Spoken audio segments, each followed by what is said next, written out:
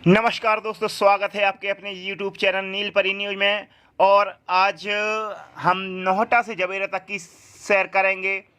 ठंड बहुत ज़्यादा हो रही है, घर से बाहर निकलना भी मुश्किल हो गया है। लेकिन सुबह सुबह मैंने अपनी बाइक को उठाकर 20 किलोमीटर दूर मुझे जबेरा जाना हुआ था।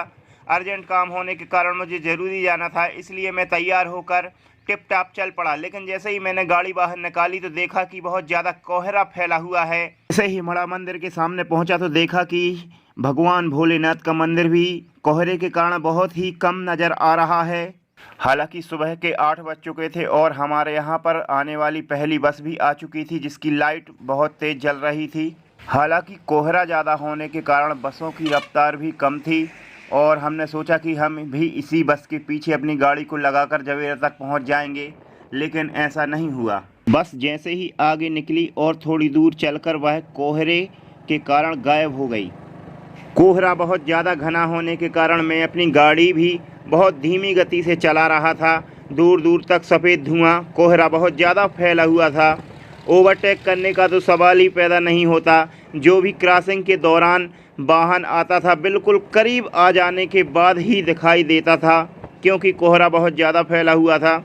जैसे ही हम गांव के बाहर पहुंचे तो देखा कि कोहरा बहुत ज़्यादा बढ़ता ही जा रहा है। यहाँ तक कि 10 मीटर के आगे कुछ भी दिखाई नहीं दे रहा था। ऐसे में मैंने अपनी गाड़ी की रफ्तार और भी धीमी कर ली।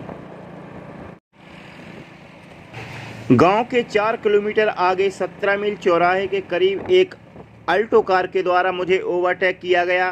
तो मैंने सोचा चलो ठीक है, इस गाड़ी के पीछे लगाकर मैं अपनी यात्रा को पूरी कर लूँगा। लेकिन देखते ही देखते वह सफ़ेद धुएं में समाकर गायब हो गई। हालांकि इसके बाद हमने अपनी गाड़ी की स्पीड थोड़ी सी ज़्यादा कर दी थी और हम 17 मील चौराहे पर पहुंचने वाले थे। ठंड बहुत ज़्यादा थी, इसलिए मैंने स्वेटर और ऊपर से जर्सी पहन ली थी।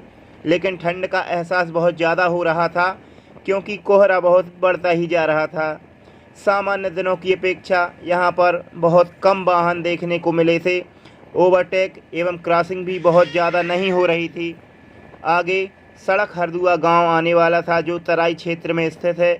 और जैसे ही हम तराई क्षेत्र में उतरते हैं तो कोहरे का लेवल और भी ज़्यादा बढ़ता हुआ दिखाई पड़ता है और ठंड भी बहुत ज़्यादा ही हो रही थी। अब आपके सामने भी दिख रहा होगा कि कोहरा कितना घना हो गया है, क्योंकि हम तराई क्षेत्र में आ चुके हैं। यहाँ तो 5 मीटर के आगे भी कुछ भी दिखाई नहीं दे रहा है। इसलिए हमने यहाँ पर अपनी गाड़ी की रफ्तार बहुत ही धीमी कर दी है और देखा कि जिस बस और अल्टो कार ने हमें ओवरटेक किया था, वे गाड़ियाँ भी हमें यहाँ पर देखने के लिए मिल गई हैं और उनकी रफ्तार भी बहुत ज़्यादा धीमी हो चुकी है, क्योंकि तराई क्षेत्र में कोहरे की मात्रा बहुत ही ज़्यादा बढ़ चुकी है। हालांकि अब इन गाड़ियों के लिए अब हमारी गाड़ी ओवरटेक कर देगी। गाड़ियों की साइड में इंडिकेटर लाइट होने की वजह से हमें क्रॉसिंग और ओवरटेक करने में बहुत ही ज़्यादा मदद मिलती है। और इस तरह हमने बस को भी ओवरटेक करके हम तराई क्षेत्र में पहुंच चुके हैं और यहां पर कोहरा बहुत ही ज़्यादा घना हो चुका है। हम सड़क हरदुआ के बस स्टैंड पर पहुंचने वाले हैं और कोहरे की रफ्तार और मात्रा बहुत ही ज़्यादा बढ़ती ही जा रही है। यहां पर कुछ सामने नज़र ही नहीं आ रहा है। आपको तो पता ही होगा कि तराई क्षेत्र में बहुत ज़्यादा ठंड और कोहरा छाया रहता है। सड़क हरदुआ ग्राम का भी बस स्टैंड तराई क्षेत्र में स्थित है। दोनों पहाड़ियों के बीच में स्थित होने के कारण यहाँ पर ठंड बहुत ज़्यादा रहती है।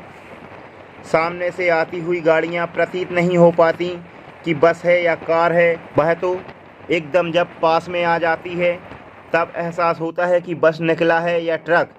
इसके बाद हम तराई क्षेत्र से ऊपर वाले स्थान की ओर जाने वाले हैं।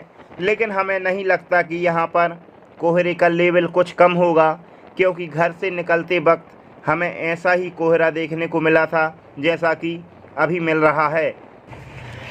लेकिन एक बात तो समझ में आ गई कि कोहरा अब कहीं पर भी कम नहीं है। करीब 7-8 किलोमीटर गाड़ी चलाने के बाद हम गहरा और कलहरा क्षेत्र से निकलकर जबेरा की बिदारी की पहाड़ियों में आ चुके हैं। यहाँ पर कुछ हमें बदलाव देखने के लिए मिला है। यहाँ पर रुककर हमने पहाड़ियों और वादियों का एक वीडियो भी बनाया है और जैसे ही हम जबेरा पहुंचने के लिए बिदारी की पहाड़ी क्षेत्र की घाटियां क्रॉस होते ही उतरने वाले होते हैं, वैसे ही हमें मौसम में परिवर्तन देखने को मिलता है। भगवान सूर्य नारायण के साक्षात दर्शन होते हैं और थोड़ी सी धूप का एहसास हमें होता है। और हम पहुंच चुके हैं अपने गंतव्य स्थान पर, जहां पर मुझे अर्जेंट काम था। तो दोस्तों, कैसा लगा आपको हमारा ठंड और कोहरे से भरा हुआ रोमांच भरा सफ़र? यह वीडियो खास आपके लिए बनाया गया है। वीडियो अच्छा लगे तो प्लीज़ लाइक, शेयर और सब्सक्राइब कीजिएगा और कमेंट में लिखकर बताइएगा कि आप यह वीडियो कहां से देख रहे हैं। अब मुझे इजाज़त दीजिए, मिलते हैं अगले वीडियो में। तब तक के लिए नमस्कार।